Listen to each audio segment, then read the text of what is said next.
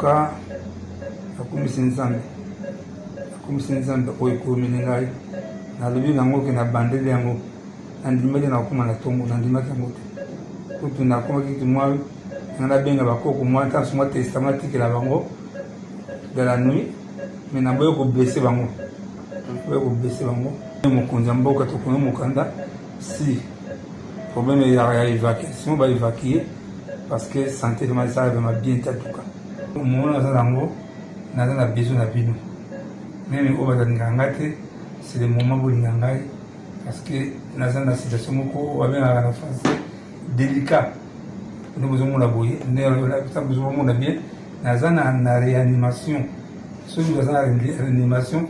Aza montu pembeni entre azunga to akili etufuma le salamaki na bimi na veranda na komi ko sanza na sanzi na remaki ba pemba emokende die merci ba ile na mai na mili mai ma courage yaki na pemi nde na zoki courage na bino to kene pitani parce que même moi-même Nelo qui tombe sur les temps de bisous on a la soute Nelo qui parce que il m'a dit il faut vraiment pousser vraiment quand il me pousser je m'attendais pas qu'il n'allait mon tombe. Ok. Hein? Par ma foi vraiment et tout ça la tenue ça là. Ok. La première longtemps ça il va le là parce qu'il faut ça la tête couper m'a bien té. Mais il y a le boss au moment là qu'il faut et tout ça la tête. Donc qui les m'a mis la masse à tête na fumaraté bon. Je ne sais pas pourquoi bien le mais oui, demain je ne serai pas de ce monde. On a ça là c'est facile, il y a vous critiquer. Mais Dieu a un plan. Exemple on a plan. Dernier on a le baraki. Je ne vous allez qu'il y avait quelqu'un qui s'est battu pour les autres. Nous sommes dans la réanimation. C'est déjà dans bien été. Alors nous avons ça là tout.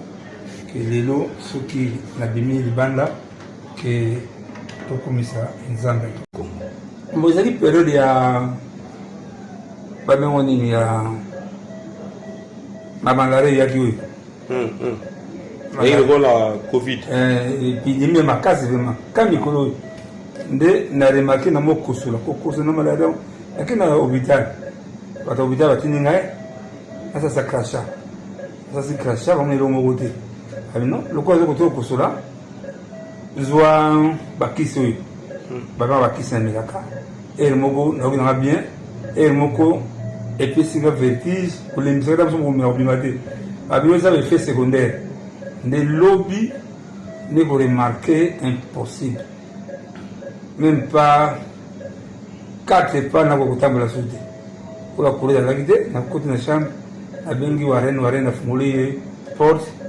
abimi na veranda amo sanza koko na warene a remarqué anomalie ko fa pembeni na ngai warene tana na soki mutuka nini bloqué mutuka na ngai to l'hôpital o mutuka mo ke bloqué na to kenga pona kita asimbinga papa na fendi abengi so kiti ba na fandi susu tubundi to kiti na se na premi oba za taxi na taxi za aero za taxi wapi alwaren kile de mara mutuka udwa to banga bi to maladi de mesiti to kuna na kati ya TVC medical le docteur atita yoki ma vota tete apesi ko de balande langai de be to ba bandila ba examen à zéro parce que il faut voir pourquoi paiement les autres qui ont dans une salle de réanimation ça réanimé paiement ça m'a vraiment bien pour la pourquoi vous n'avez pas mingi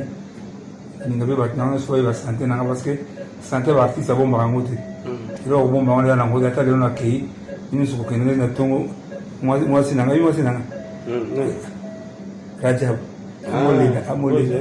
amolela allez papa boite papa quel courage vraiment il fallait nana ibande tant malade ibandaki mais moi nazaki ici na mabakisa parce que ngawana que situation est changer mais effectivement situation est vraiment ko situation est ko beba makasi vraiment lelo même les lots, même ta psycho, mais ça t'a dit pas, non, ça t'a dit pas, c'est impossible. Alors, on va abandonner, par examen à 0, nous, surtout, chaque maladie, pas dépistage. Voilà. Est-ce que vous avez poisonné pour y avoir des fléaux? Non, poison comme tel. Au centre de l'eau, on a un centre de l'eau. Non.